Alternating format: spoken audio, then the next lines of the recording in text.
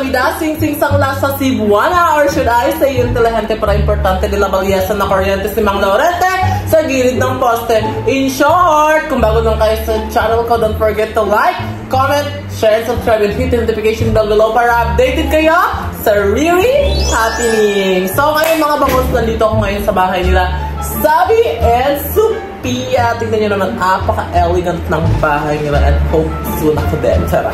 So ngayon mga bangos, ang contest ko for today is Q&A with Sophia Ronzilia. Palakpakan! Napakaganda, elegant at diamante. Ayan, napakaganda ni Sophia, ha? Ayan. So, kamusta ka naman ngayon, Sophia? Okay lang. So, bago tayo mag-Q&A, para kumabot ang vlog na to, bago tayo mag-Q&A is, may tatanong muna ako sa'yo. So, ang mangyayari to is pass or collab. Oh my God! So, tatanungin kita. Si Franz Miyako, pass or collab? Collab. Bakit? Pwede na, hindi ko pa siya na-meet or hindi pa kami nakita in person. Ay, cute yun. Nakita ko na si Franz. Ang cute niya sa personal at apakabango. Wow! Okay. Pero okay naman. Okay siya maging makakollab ko. How about... I mean, if gusto niya din, huwag ang feeling, di ba? So, okay naman. How about Prince Adrian Dagdag? Si Chawot. Chawot! Ayan, Chawot! Oo, pwede din. Pwede din? Pero, hindi kasi ako mag-collab ng sobrang dami. Baka sabihan tayo naman. Hindi naman, collab lang. So, tanong lang naman yan, di ba? So, sa akin, okay lang din. Kasi, nakikita ko naman yung contents niya. Parang funny siya and mabait. So, okay lang. How about... Like, okay naman mag-collab like friends, ganun, di ba? Hindi How naman about... lalantian. Pagbukas na. Sino ka ba? Ako hindi ko rin mabukas.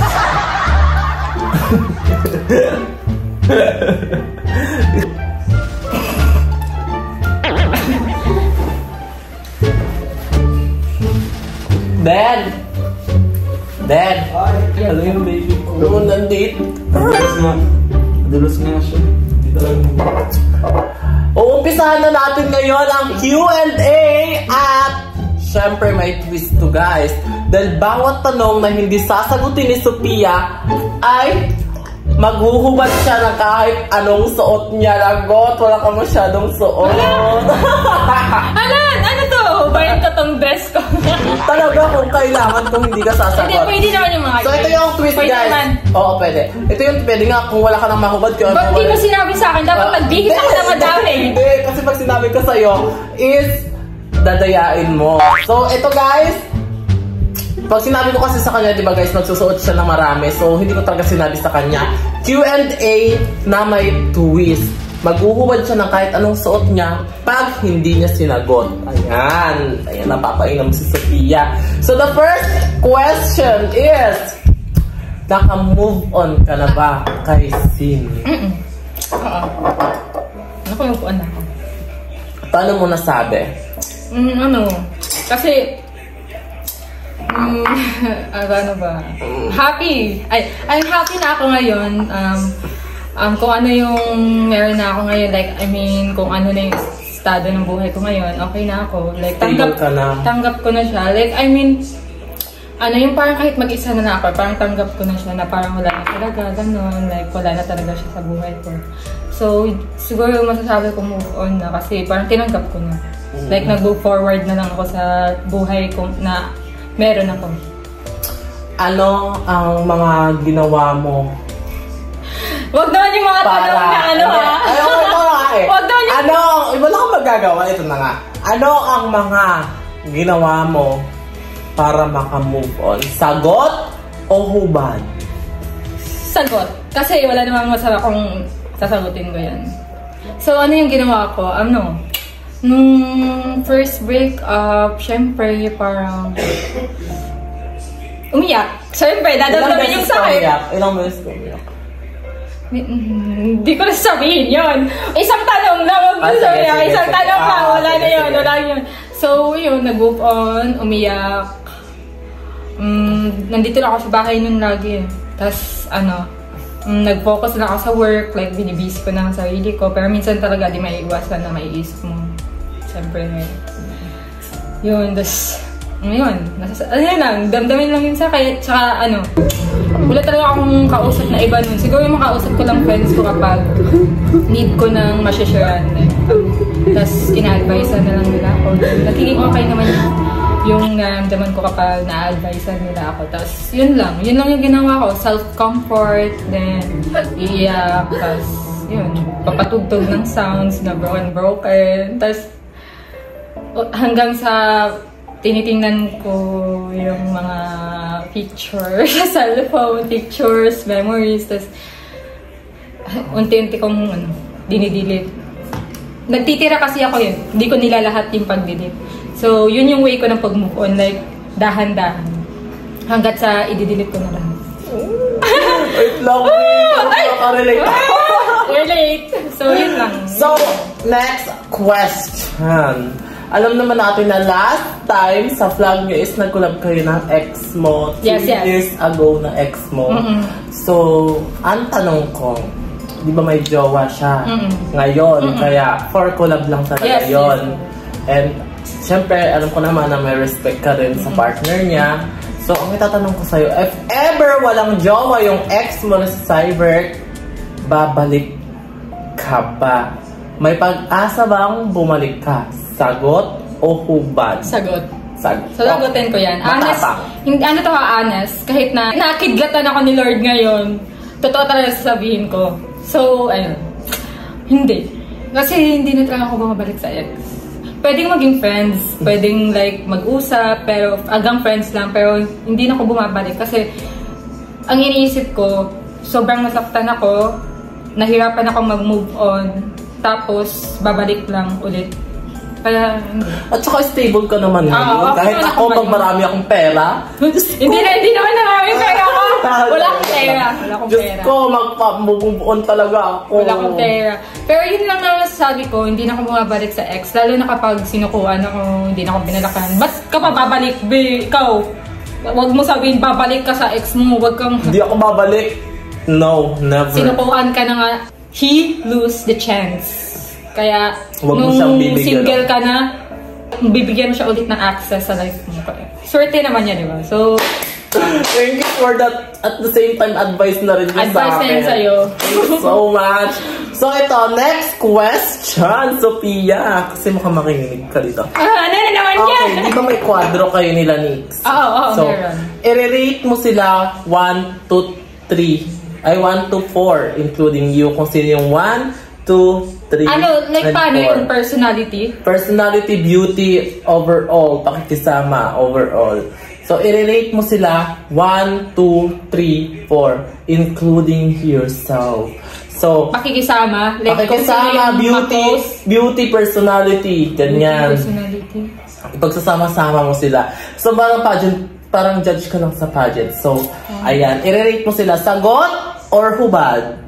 Hubad. Kasi hindi ko masagot eh. Kasi pantay kasi yung ano sa kanila tingin. So, yung hubad. Kung ano meron sila, pantay lang naman. Kaya, hindi ko masagot yan. Hubad. Okay, nakahubad din siya. Nakahubad din siya. Okay. Pangalawang, sa last vlog ko kasi, sabi ni Sophia Smith na okay na daw kayo. So, itatanong ko sa'yo, is it true na okay na kayo for you and sa kanya, sa side niya and sa'yo, or hindi? Sagot or hubad? Sagot, syempre. Okay kami. Okay kami ni Sophia. Nag-usap na din kami. Kaya okay.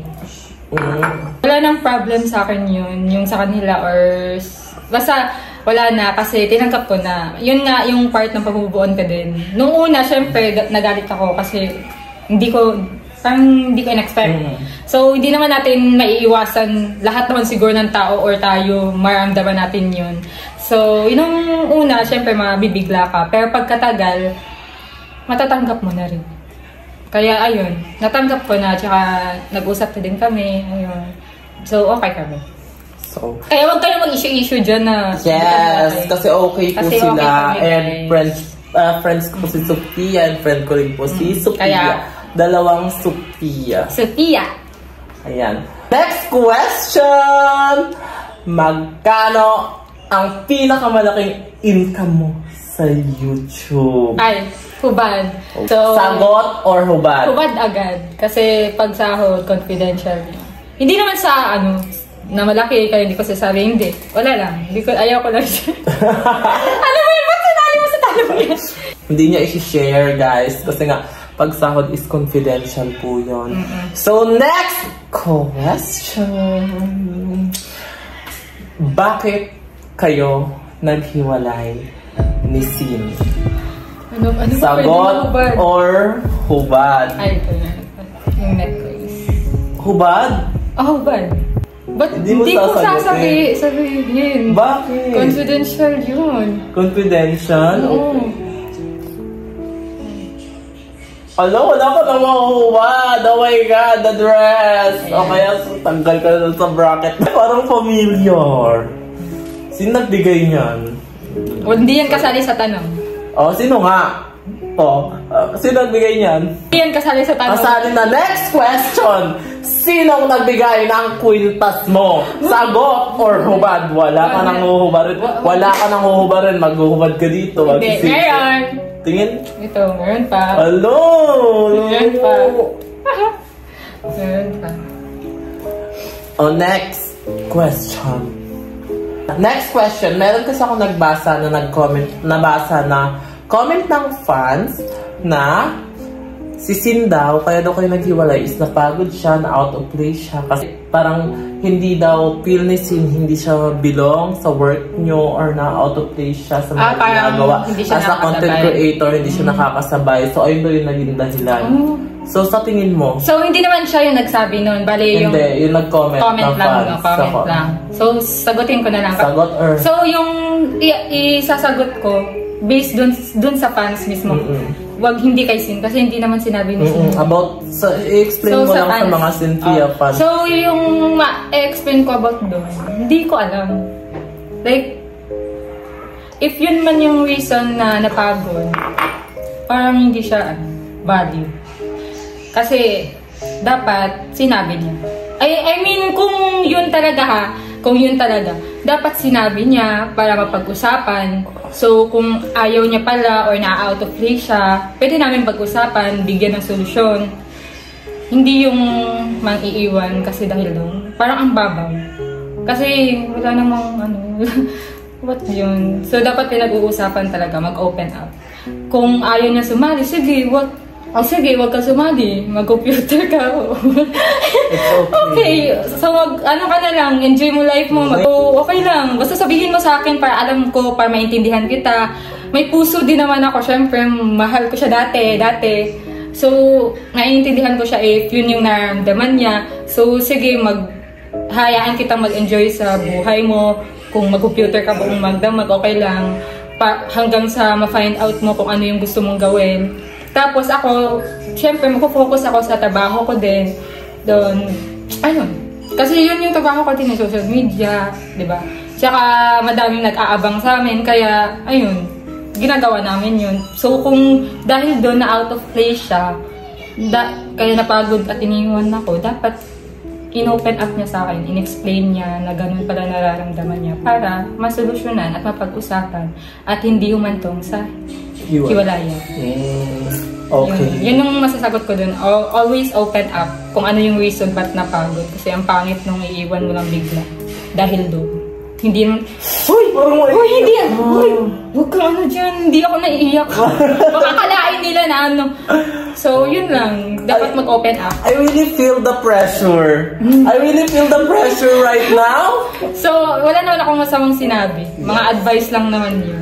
So, next question tayo kasi parang naiiba na yung pintig at digidid dito sa inuupuan ko at napapainom na siya.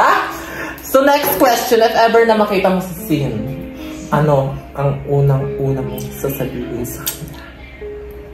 Sagot. If ever makita ko siya, hindi ko siya kakausapin. Bakit? Kasi may bago na siyang nililigawan or girl. Parang ang pangit if kakausapin siya ng ex niya. Parang ang disrespect, di ba? Disrespect. Okay sana kung nandun yung girl, tas babatiin ako ng girl na kasama niya. Siguro pwede ko pa siyang makausap nun kasi andun naman yung kasama niyang girl. Pero pag mag-isa lang siya, tas bigla ko siyang babatiin kakausapin, parang ang pangit, ang disrespect. Yes.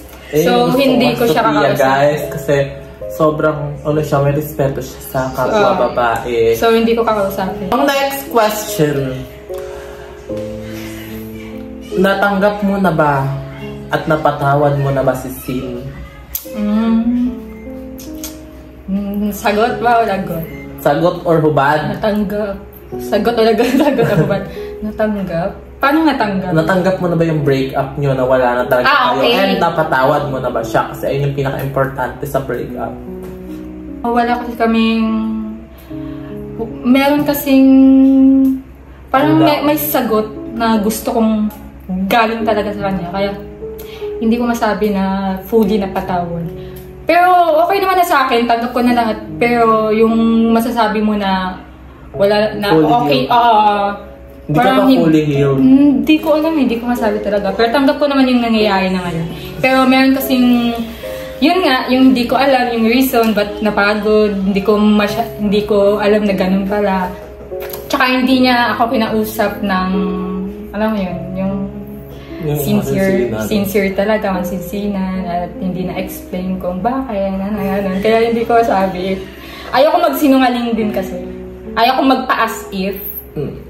Kaya sasabihin ko na lang yung totoo. So, hindi ko masabi if napatawad ko na siya or what. Pero, tanggap ko kung ano yung nangyari at kung ano man meron siya ngayon, okay naman ako doon. Masaya naman ako para sa kanya. So, ayun, yung mga Shanpia fans kasi is nag-aantay ng explanation ng both side. And ito yung explanation na inaantay nila. So, may tanong pa ako. If ever nagbibigyan ka ng pagkakataon na makipag-closure kay Sin ng kayong dalawa lang sa isang kotse, papayag ka ba? Ba't sa kotse? Para walang makarinig na ibang tao. So, pwede lang sa labas lang na walang mga tao. Pwede lang. Pangit. Okay, so na... Ayoko sa kotse. Parang wala lang. Ayoko. Wala. Kung bibigyan ka ng pagkakataon na makipag-closure kay Sin at mag-usap kayo ng kayong dalawa lang, papayag ka ba? Sagot or hubad? Sagot. If ever na wala siyang girl, wala siyang nililigawan, wala siyang babae sa time na yun, sige, okay, mag-usap kami para malaman ko din or masagot niya din yung mga tanong ko sa kanya. Pero if ever na may nililigawan pa din siya noon or may jowa, girl, no, I won't allow it. Hindi. Oh my God, hindi siya yung ate ko. Hindi. Ayoko. So this is the third to the last question. Wow, third to the last. So, ang pinakamahalagang bagay na galing kay Sin na hanggang ngayon ay kinikip mo pa din?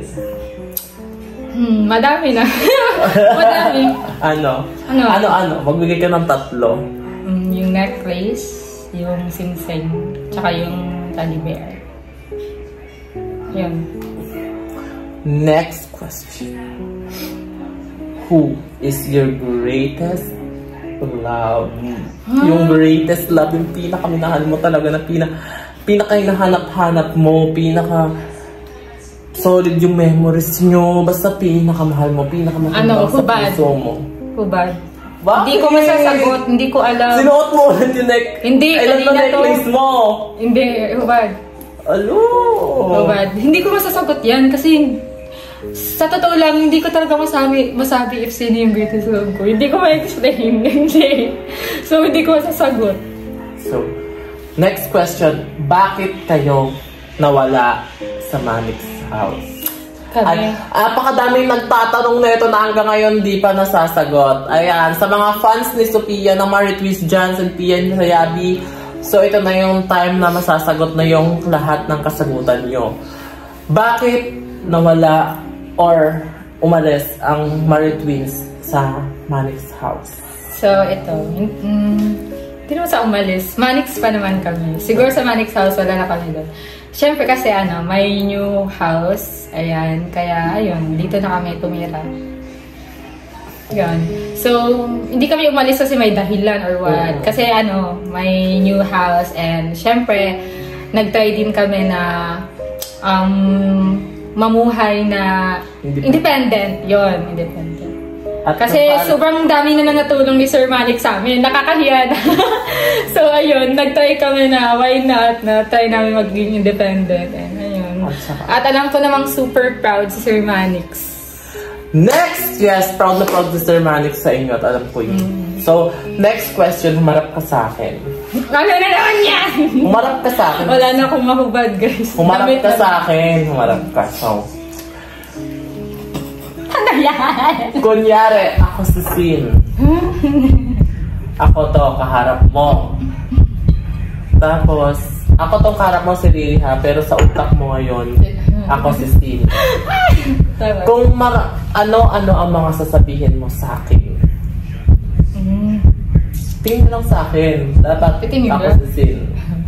Ako si Sin. Ano-ano ang mga sasabihin mo sa akin. Pero move on ako ha. Okay na. Move on ka na. Okay, sige. Sasabihin natin. Tanggap ko na. Move on ka na. Tanggap mo na. Pero if ever na ako si Sin, ano ang mga sasabihin? Dating ikaw na di pa nakaka-move on. Ano yung mga gustong sasabihin mo? So, kung dating ako. Ano yung sasabihin mo? Yung dating ako. Sige. Ayokong mag-provoke ha. I don't want to provoke anyone or wala akong i-offend. So, sabi ng New Year situation is kung ako yung dating hindi pa nakamove on, yung kakabake pa lang. Kung ikaw yung dating hindi makamove on, ano yung mga gusto mong sabihin sa kanya? Na kunyari, ako si Sin. Ito, ako si Sin. Ako to ha, si Sin to ha, si Sin. So, harap ka sa akin. So, sabihin mo lahat ng gusto mong sabihin. Para marinig niya rin. Pero okay na ako. Sasabihin mo lahat ng gusto mong sabihin nung ikaw na hindi pa nakaka-move on. Siyempre, nakaka-move on ka na ngayon. Yung mga gusto mong sabihin nung hindi ka pa nakaka-move on. Okay. Your time starts now. D. Go. D. What? Wait lang. Huwag mo kang tingnan. Hindi. Kunyari nga. Ano ba? Magubad na lang ba ako ng damit? Wag! Sagutin mo yun. Ay, gawin mo yun. Hindi ako titingin sa'yo. Di. Ba't ka napagod? What mo ko tuluyang iniwan? Ba't hindi mo pinili na ayusin? Ba't hindi mo pinili na ayusin? Ba't hindi mo sinabi sa akin guys, na mga dahilan? So, ito yung papatato niya guys. Ayan, yung mukha ko nasa gitna. Ba't ka sumuko sa akin? Tuluyang napagod? Ba't ka umalis? Mukha ko talaga But, sana pinag-usapan na lang natin. Sana nag-open up ka. Para naman masolusyonan. Hindi ako perfect na. Wala namang perfect. Alam kong may mga nangyari sa atin na sobrang nasaktan ako, nasaktan ka, may mga mali tayo, may mali ka, may mali ako. Pero pinili pa din natin na magstay kahit sobrang hirap na. Pero yung dahilan mo na nariling, ewan ko kung totoo. If yung dahilan mo napagod ka dahil na-pressure ka sa sa life, sa amin, sa akin, dahil di ka makasabay, di ka para sa social media, dapat sinabi mo kasi di sana, di na lang kita sinasali, inaayaan na lang kita dyan nagbaro. Kahit na parang puro ka laro, wala kang tayo sa akin, okay lang, hinayaan na lang kita, basta andyan ka. Dapat sinabi mo, para hindi tayo tuluyang nawala. So, kasi ako kahit sobrang sakit na ng nararamdaman ko, kahit na puro trauma, trust issues, hindi naman. Kasi wala namang perfect relationship. Pero pag mahal nyo yung isa't isa, mag-i-stay ka kahit sobrang hirap na, sobrang nakakapagod na, mas pipiliin mo pa rin magstay. Kahit dumating yung time na, kahit may time na naiisip ko na parang wala nang reason para magstay. Parang puro sakit na lang nararamdaman ko, lungkot. Pero sa puso ko, andun yung pagmamahal ko sa'yo. Kaya nag-i-stay ako. Ayun. Lagi akong naghahanap ng isang reason para mag-stay. Dahil ramdam ko din naman na ginagawa mo din lahat. Na minahal mo ko, ramdam ko naman yun. Kaya yun yung reason, nag-i-stay ako. Kahit malungkot. Pero masaya kasi ako yun. At di naman mawawala yun na malungkot, tapos masaya. So sana pinag-usapan natin. Pinaro natin. Di sana siguro maayos pa, pero hindi din naman kita nasisisi if ayaw mo na talaga. So sana masaya ka. Masaya ka sa pinili mo. Ayun. Magiging masaya na lang din ako para sa'yo. Pero yun lang yung what if ko. What if pinag-usapan at nilaban natin. E di sana hindi na sayang yung 2 years. Di ba? So yun. Yun naman sabi ko. Mahal na mahal kita and I'm happy for you. If dati yun! Dati yun ha! Dati yun! Pero ngayon wala na ha! Hindi na yun ngayon. So, wala ko ngayon. So, pag dati, yung situation na yan, if ako yung Sofia na hindi pa naka-move on kay Sin, if may chance na pwede ko siya makausap, yun yung sasabihin ko. Pero now, okay na ako, kaya no need na makausap siya or hindi ko na sasabihin yung mga yun. So, ayun, yun lang. Pero okay na. May last question pala ako. Tinanong ko rin to kay Sin eh. So, may lumabasa kasi ako na post na parang ginamit ka lang daw ni Sin. Ano namang reaction mo doon? Hindi. Bakit? Kasi, paano ginamit? Hindi. Deserve ko ding mahalin ng totoo. Kaya hindi ko masasabing ginamit lang ako. Alam kong minahal din niya ako. Naramdaman ko din naman yun. Kaya no, I won't support that comment. Yeah. Na ginamit. No.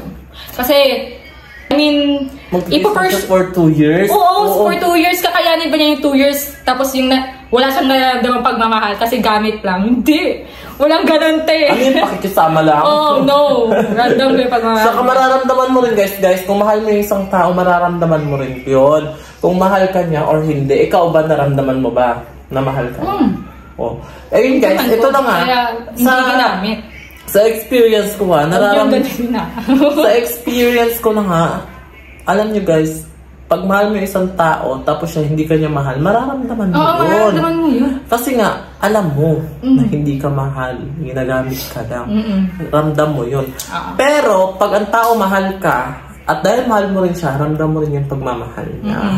Kasi ang totoong nagmamahal, nakakaramdam. At hindi napapagod. Eme lang!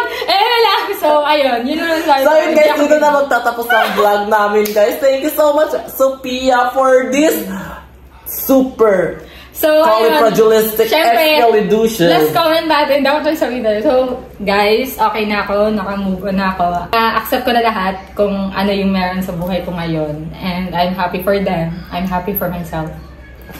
I'm happy for everyone. Sabo! And yun lang. So, ayun. Sana next time, kung magmamahal ako ulit, hindi na ganito. Hindi na... So, ilang percent yung kung i-rate mo 100% yung pagka-broken mo at yung sakit na nararamdaman mo nun? Ilang percent? Yung pagka-broken? Sobrang sakit. Ilang percent na? 1 to 100 in the scale? 100! Sobrang sakit. Pumayat na ako. Oo nga, tingnan mo guys. Oo, pumayat ako. Hindi ako kumakain. Grabe yung pagpayat niya guys, nagulat talaga. Kaya pala mukhang mataba si Sabi sa video. Kasi pumayat kasi ako. Siya pala yung pumayat. Hindi ako kumakain. Puro lang ako iyak nun. Hindi ako kumakain. Walang gana. Wala talaga. Nag-please ako kay mama na hatidan ako ng pagkain para kakain ako. Tapos puro work. Focus talaga ako sa work. Kaya ayun, work lang. Tapos broken pa ako, kaya ayun, sobrang nag-suffer talaga ako nun. Pero I'm happy na ngayon, okay na ako. So, kumakain na ako. Nakalagpas ka na sa ganong page. Nakalagpas na. Yay! Yay! Nagpasan ko na. Dito na magtatapos yung vlog ko, guys. And thank you so much sa pagsama sa amin ngayon. So, this is Riri Navarro na nagsasabing kung bago lang kayo sa channel ko, don't forget to like, comment, share, and subscribe, and hit the notification bell below para updated kayo sa Riri Happenings. This is Sophia. And this is Riri na nagsasabing hello, love, goodbye!